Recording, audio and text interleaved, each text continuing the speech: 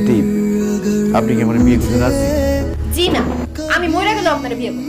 কোন দুঃখে এই কিস্তির স্যারে বিয়ে করতে যাব? তার বেতন কম, এই সমাজে তার কোনো মূল্য নাই।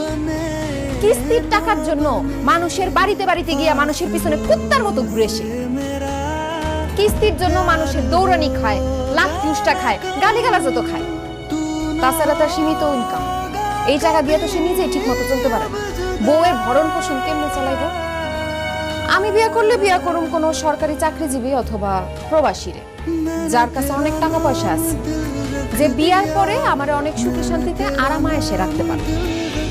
এতদিন তো তোর মাই বলছে, বিশ্বাস করস নাই, আজকে অন্য মানুষ বলছে, বিশ্বাস হয়েছে না? সব ভাবনা তো আর সত্যি হয় না, কারণ দিন শেষে টাকাটাই সব। আমার মাফ করে দিয়ে